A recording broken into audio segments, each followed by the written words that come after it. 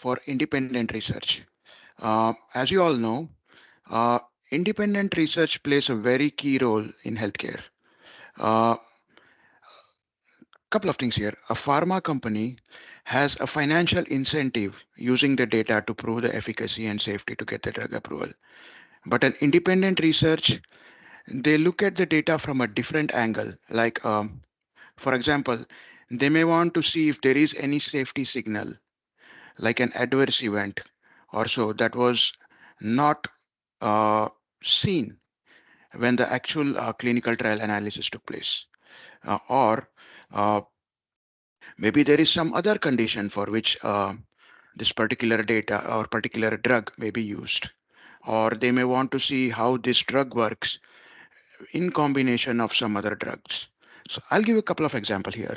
Uh, there was an anti-diabetic drug called Avandia. It was very popular, uh, and many patients took it. Uh, during the data, so there was a safety risk with that. This safety signal was not identified during the clinical trial. During the analysis of anonymized data, it was found that myocardial infraction, the odds of it has increased in the patient who took this particular anti-diabetic drug, and this led to increase in the risk of mortality. So had and also there was another uh, independent clinical research that showed that I'm just giving two examples here. Uh, Endothelin antagonist receptors that's used to treat, it's a class of drugs like citaxanthin. Uh, these drugs, how it affects a patient uh, varies by gender and race. So this was not captured again during the clinical trial, and during the anonymized data analysis, independent researchers found it. Now, the question is, what is anonymization? So basically, an independent researcher who is legitimate, uh, like for example, a non-profit university or one of the foundation, they can request data from a pharma company who basic or the sponsorer who has the data who conducted the clinical trial. And uh, also, when they request, there is a process to request, we'll come to it later. uh, they have to specify why they need the data, what kind of analysis they are doing. Uh, and there is an agreement between the pharma company and the independent research entity on why the data, what kind of data is going to be uh, provided to this entity, and what kind of analysis they are allowed to do with the data. Uh, there are many ways to analyze So, data. Yeah, yeah. yeah, sorry, Deep. Thanks for the brief overview here. Mhm.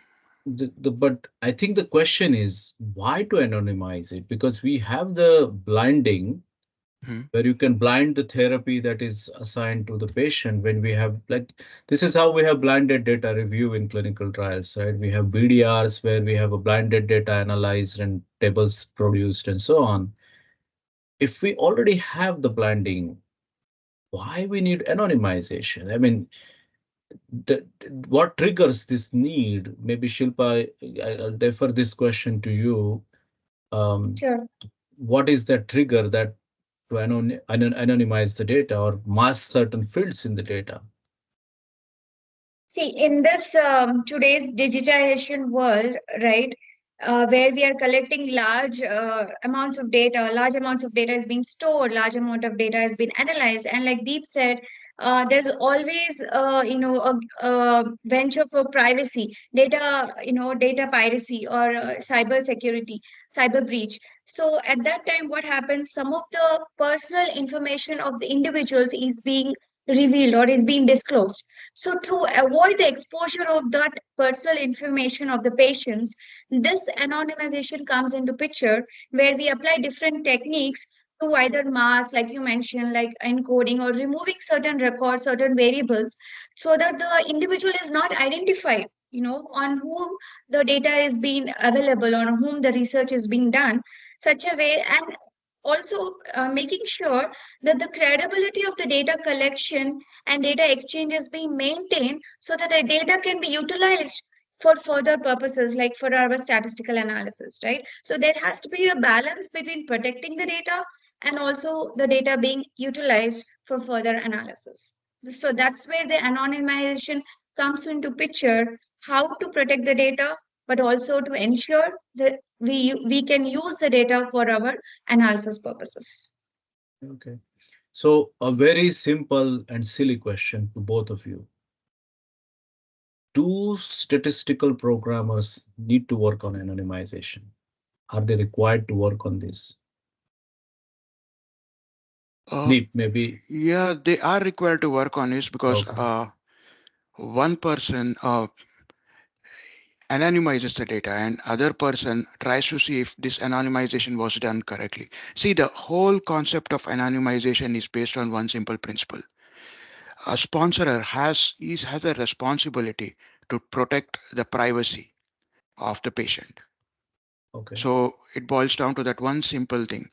There Okay. are regulations. For example, in US we have HIPAA. In Europe you have EU Global Data Protection Regulations. Uh, so basically, when you send the anonymized data to a third party, the party or anyone, even in case of a leak, should not be able to identify the natural person about Oh, whom the data is about. okay. So that is a primary purpose of anonymization. Oh, And to ensure it is done correctly, there has to be a some kind of validation of this anonymization. okay. What do you think, Shilpa? Do programmers need to know the anonymization? Yes, absolutely. And even before a step before that, when the sponsor is sharing the data itself, it would be nice to have a data sharing plan. So the as a programmer, we can analyze the data, how it is being collected, how it is being stored, and also classify the data based on the sensitivity.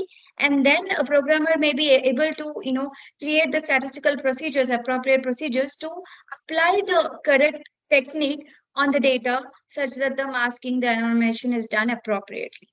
Sure, sure. So the simple thing is all the attendees here are not wasting their time. This is important for them. Okay. Uh, We have one question, and so anybody has question, please put it in the chat.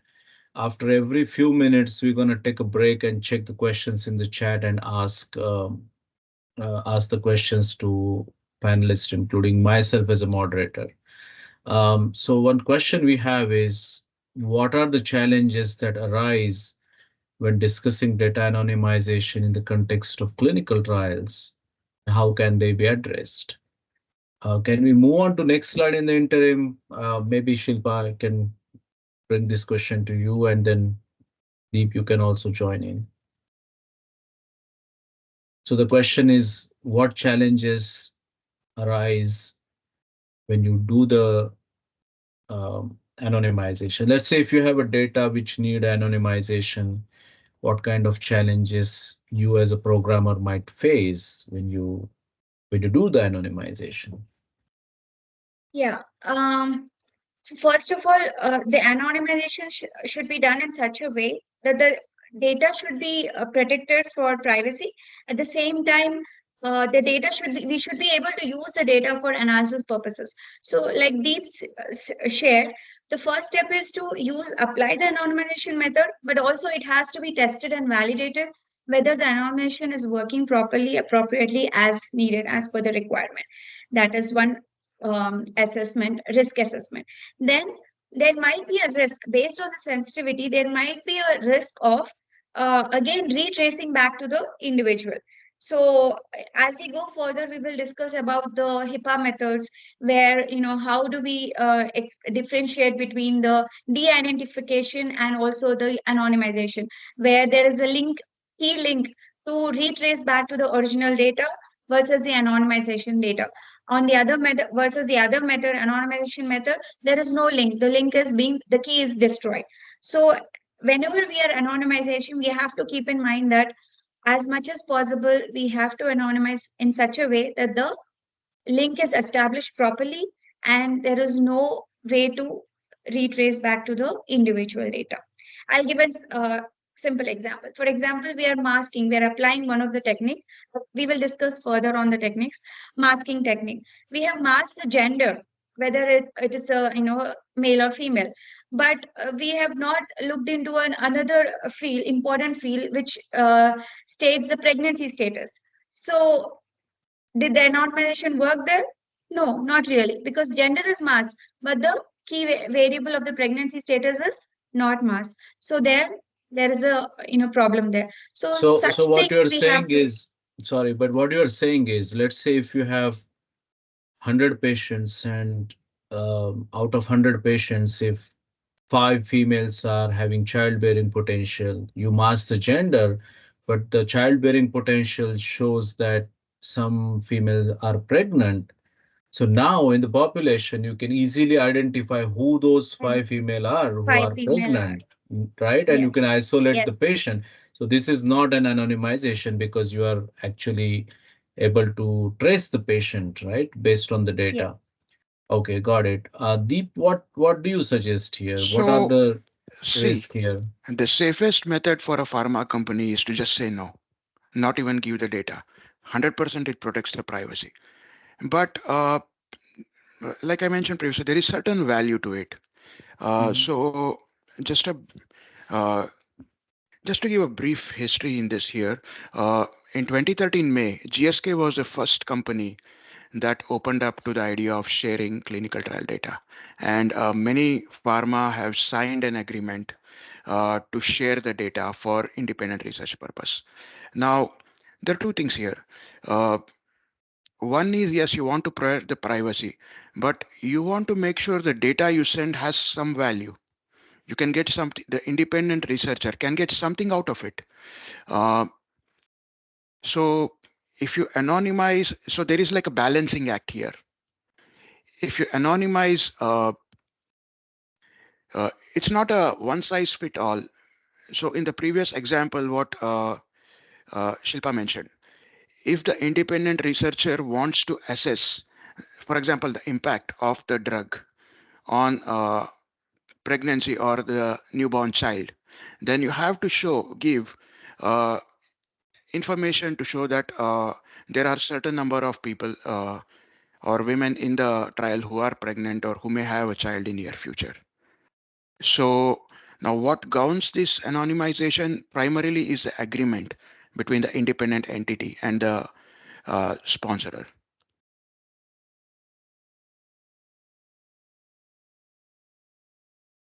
So the question is, I mean, the underlying basic question is who owns the data? Yeah, so this is interesting. I was wondering. Uh, See, this data costs money.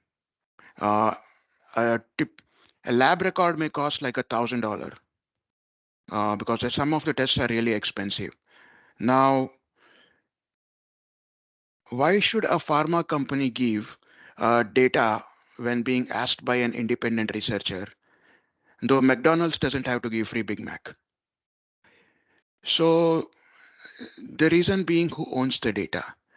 The pharma company collects the data with an intention of treatment, or the whole purpose of clinical trial is intent to treat.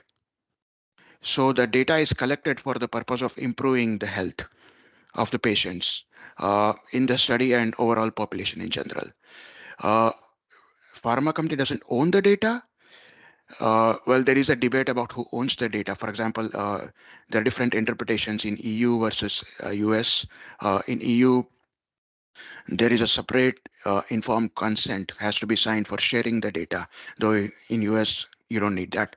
But anyway, so if the sharing the data means furthering the improvement in the health of the patient, then the data has to be shared with legitimate entities.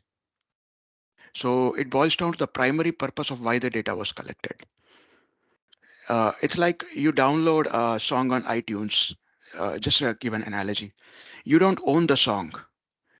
You have right to use the song or play the song whenever you feel like playing it, but you cannot make a copy of it and sell it. It's somewhat similar to that. Yeah. Thanks, Dave. So one other thing I wanted to bring to everybody's attention here, the driver for this whole anonymization is the regulatory requirements in three different regions that mandate anonymization to a certain degree. Um, it all started big time with the EMA or European Medicines Agency, the GDPR or Global Data uh, Privacy Regulation. They require the data to be used when it is required to use. So, for instance, you collect the patient data and now you are analyzing the data. So, when you analyze the data, that's when you need to de anonymize the data. Else, keep the data anonymized all the time. And those instances when the data is de anonymized for analysis, they need to be recorded and reported to EMA. Very strict rules, because Mm. then at the end of day the patient owns the data. Okay, in Health Canada things are a little different. They have very specific guidelines about how much anonymization they are looking at. Same thing goes with FDA, how much the US FDA, how much data anonymization they require as per the HIPAA. And I think Shilpa and Deep, we talked a little bit in the beginning regarding HIPAA. So we'll touch base on that aspect a little bit more. But in the interim, we have one question. What kind of data for a subject is masked? Are we going to anonymize data like demographic data? So maybe any one of you can take it, Shilpa or Deep.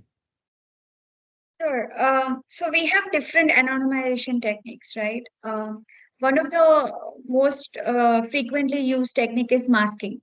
So masking is nothing but giving some character values to a key identifiers. First of all, let me define for protecting the patient information. There is this term by HIPAA. It's called personable identifying information. So this information is distributed into two identifiers. One is direct identifiers, such as like in and out, we keep working with those identifiers like USUBJ ID, site ID, investigator ID. Then we have something called as indirect identifiers or quasi identifiers. These are something more related, cross-linked to that individual information like age term, birth date, sex, race. These are all indirect identifiers. So now when it comes to the anonymization process, like how the question was asked on demographic information, yes, the key identifiers, direct identifiers like subject ID, site ID, investigator ID have to be anonymized across the study in all the data sets. So one such technique is masking technique. Masking technique is more used in the character, values, character fields like a term can be masked with using the asterisk. So the person's information is not linked. Even date of birth is being masked, right? And masking can be done in two ways. One is either in a dynamic way as we access the data we can mask the fields, character fields, whatever we can select, or in a static way we can mirror the whole database and then apply all the alteration techniques, transformation techniques like shuffling, encryption, adding the asterisk. All these kind of techniques can be applied on the data. So masking is one whole another anonymization part of technique. Then we have randomization. Randomization is nothing but how the question was asked on demographic fields, like the key identifiers, direct identifiers like the USUBJ ID, site ID, investigator ID, will be assigned a randomized value instead of the direct subject identifier. So there is no way we can identify the subject with that identifier. So a randomized ID has been generated for those identifiers across the study for all the data sets. And the analysis also will be done using that particular randomized number. That is one way Okay. of So anonymization.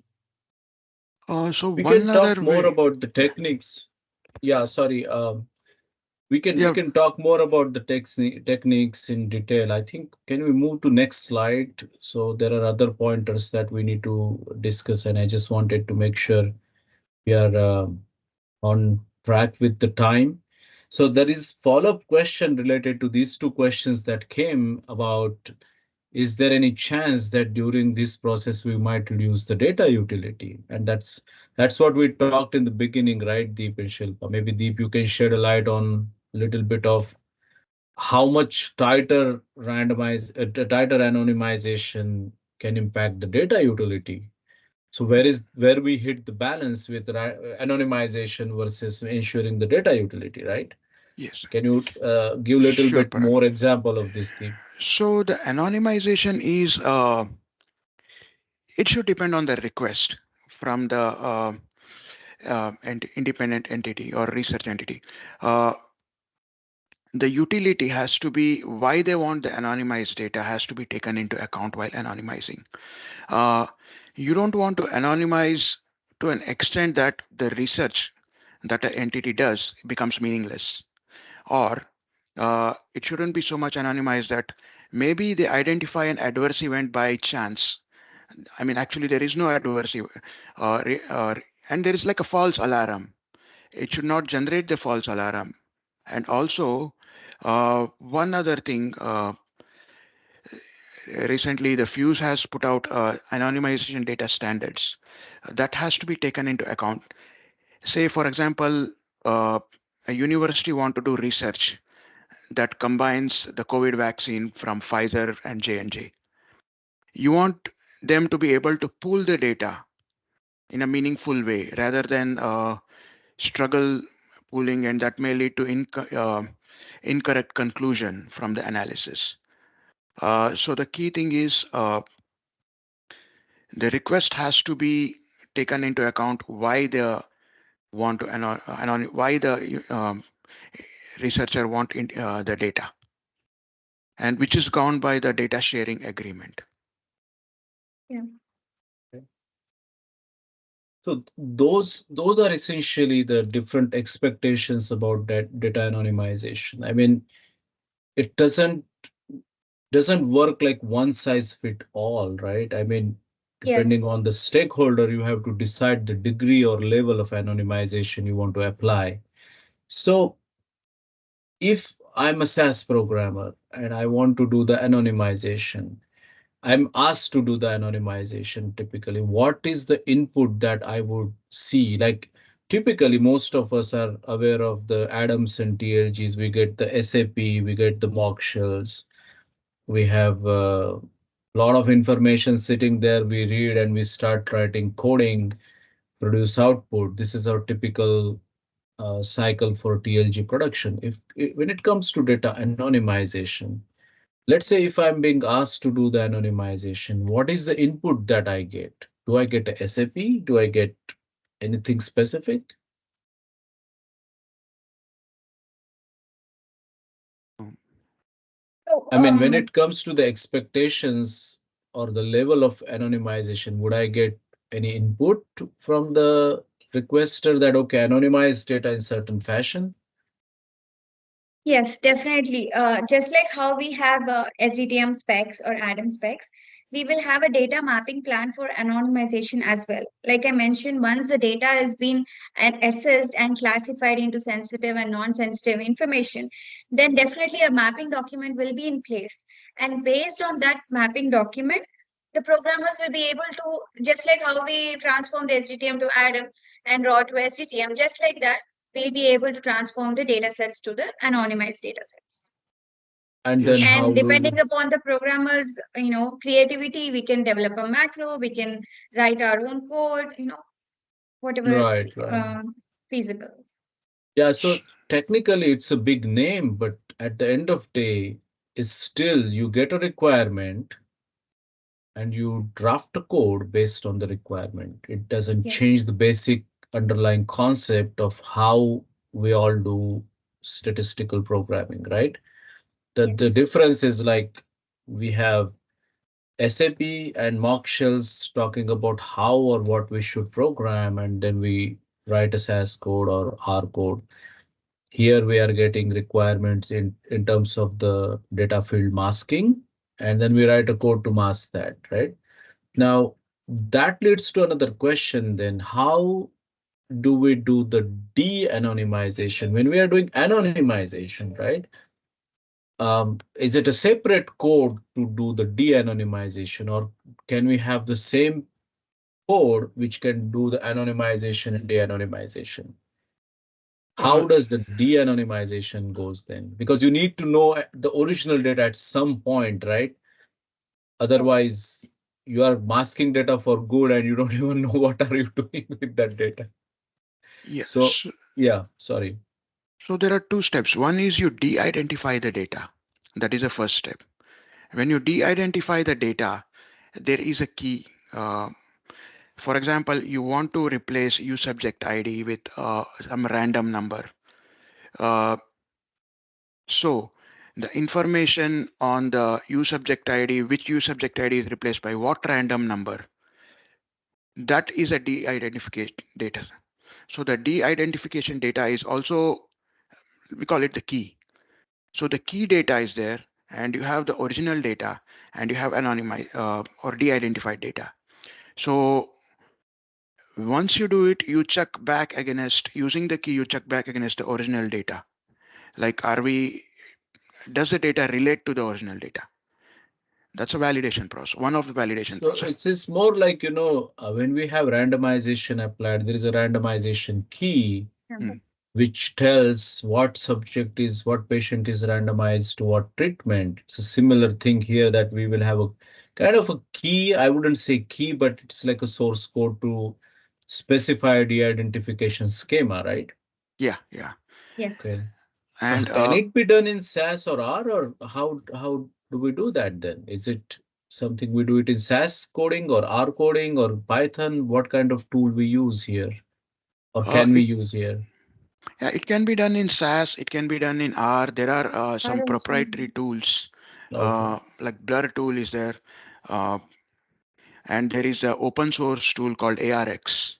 Okay. Uh, we can use those tools to do anonymization, de-anonymization, anonymization. And the key thing is before uh, you call it to be called an anonymized data, you need to destroy the key permanently. Mhm.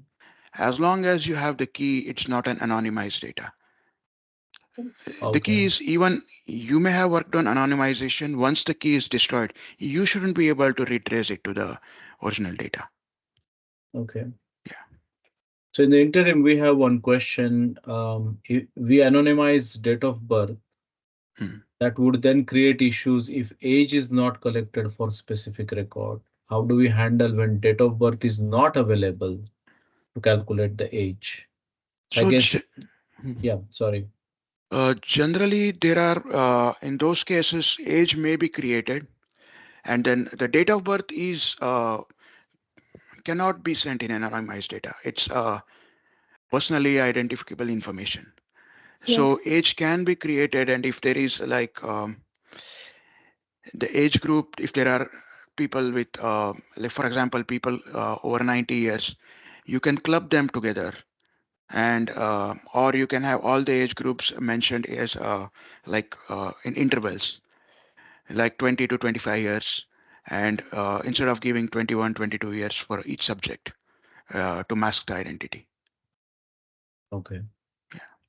So one general, I mean, it just a discussion point, not really kind of an interrogation on what is anonymization as such. But see, when we do randomization of data, right, we are randomizing treatment to patient, right? Hmm. Can't we have, so if we do the similar randomization for other factor, not the treatment factor but other factor, can that be considered as anonymization or masking? Uh, Like a cluster analysis, if we do and throw it and apply it on the basic data. Then we th- also have to think about the utility of the data, right? We cannot just That's randomize true. every variable Exactly, like that. exactly. So, Right, like right. I mentioned in the beginning, the direct identifiers, yes, we randomize them. But other fields, we might have to mask them, or we might have to shuffle them, or we might have to drop them. So, depending Right, upon the right. requirement and the anonymization request, once we analyze, we can apply it. Sometimes we might just apply one method of anonymization, and sometimes we might have to use a combination of the methods to anonymize the data. Right, right. And that is exactly what we are referring as a levels of anonymization, right? How deep Yes, you want to do anonymization. So the more you anonymize the data, the more patient safety and lesser utility of the data, right? yes, So the lesser you anonymize, more utility of the data, but more risk of patient getting identified. 25. So what's the middle ground here? Who Uh, decides that middle ground? it's very specific to the request. Yes, There are some metrics like K anonymity. There is another called as L diversity and T and closeness. diversity. Yeah, they are the metric. K anonymity is basically uh, combination how many unique records we can find. So every unique record you have, a combination of unique record for a particular Mhm. patient increases the risk of identification. Right, right. So we reduce the unique record. Now again, one simple thing is, say there is a trial with 200 patients and only one of them is 90-year-old. If you replace that 90-year-old with greater than uh, equal to 89-year as HIPAA recommends, it's not going to be of any help because there's only Yeah, one yeah. subject. Right, So right, there you want to have more records, or we have a different age groups we replace so that it's hard to identify a unique subject. right, right. And extreme Or values can be, sometimes yeah, drop the record, right? Sometimes yeah. suppress those data, right? With low frequency, just to avoid the re-identification. Sometimes. Yeah, I think that's important that um, you look at the data holistically and think about how you minimize the risk of identification of patient. And then that's where we talk about a general masking may not be helpful. You really have to understand how to apply the algorithm or design the algorithm for anonymization and de-identification of patient. In the interim, we have couple questions. So one is, can we say U subject or subject as anonymization at it hides the name identity of patient? So I think what it means is, typically the subject ID is a combination of patient ID, site ID, trial ID. If we hide the subject ID, would it be one of the solution to anonymize the data? Because you are hiding three fields here, right? Combination. Or should we altogether delete that variable and look for site ID, patient ID independently, and then mask independent variables? What would be considered as anonymization is, I guess, the question is. So in Uh, general, sorry, go ahead, Deep. no, you go ahead. You can. In general, as a common rule, key identifiers like subject ID, site ID, investigator ID have to be protected because those are personable identify information, right? So they have to be generated a randomized number. But what is stripping off certain part of the variable? Yeah, we can certainly do that, but it's a another method of anonymization which comes under generalization, where a portion of data is being stripped off. For example, like a address of a patient, right, of an individual. So you can exclude the part of house number, but you can still keep the lane name of the lane intact. So that is another part of anonymization. So yes, we can definitely do that part of excluding the portion of data, but again, it again comes back to the which fields we have to anonymize and how do we anonymize it. I see. Yeah. Yeah. Deep, you were saying One something. thing I Mhm. also want to add, though, a little bit, I'm digressing here. Uh, in anonymization, sometimes you have to add calibrated noise. Yeah. Uh, Take, for Mhm. example, time to event data. You don't want to release a data that when the subject died. So you want to add a calibrated noise. Yes, you want to make sure the eval in a time to event, that's number of days from the treatment to the death, uh, that remains the same because that you need for analysis. But you don't want to expose when the subject died or when he started the treatment. So there you add a calibrated noise, uh, like you add 50 days here, 50 days there, or something. So at least the ADY. or the eval value, that should remain uh, Right, right. intact. Yeah, I think this is a lot of helpful information. Like, those of us who have not exposed to the anonymization or de-anonymization processes, and suddenly if we are being asked, can you do anonymization of data using SAS or R?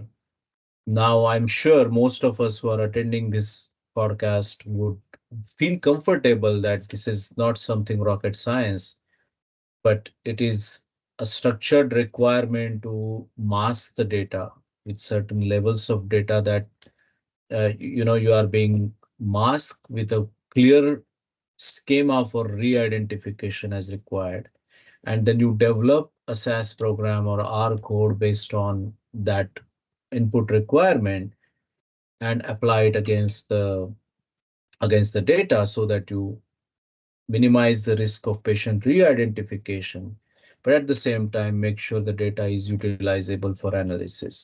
So the concept is, like, it's a term, anonymization, but I hope this gives everybody some comfort about what is anonymization, how we can use it in our day-to-day work schedule and work responsibilities.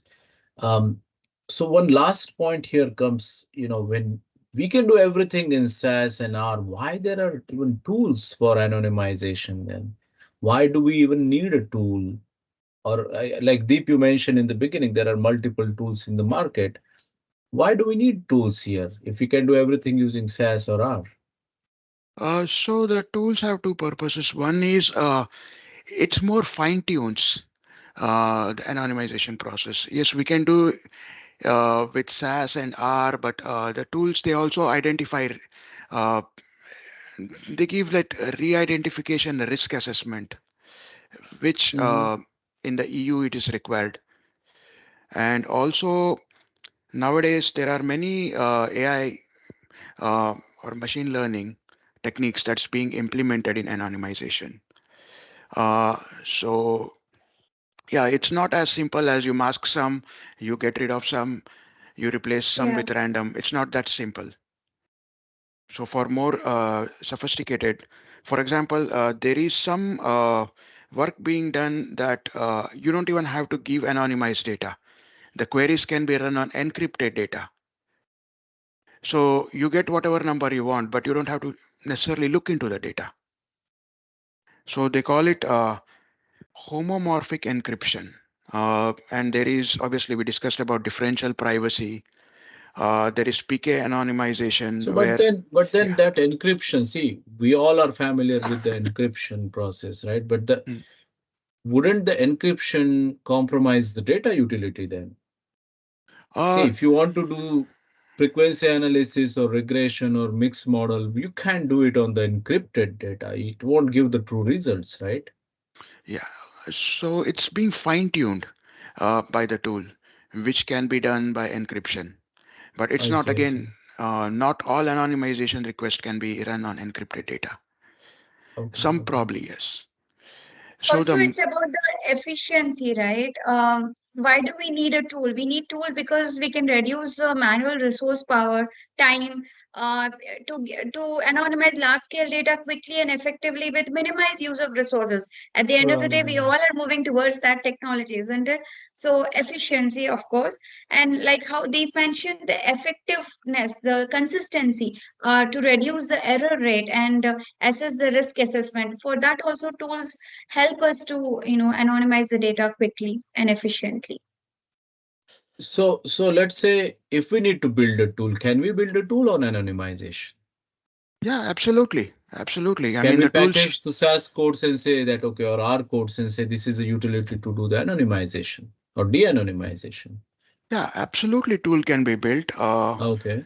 And in fact, there is an industry-wide initiative to OMOP ODC. It's called. They are using clinical anonymized clinical data along with hospital data, so you have much more comprehensive data to do research or identify signals in the healthcare. Uh, so tools can be built. The key thing is it has to be validated correctly. Once it is Yeah, done, validated, then absolutely it can be built. I see. In the meantime, we have one other question. Is there any chance that sensitive information can still become public even after taking all these masking and anonymization steps? And if it becomes public, then what are the steps here? How to deal with that?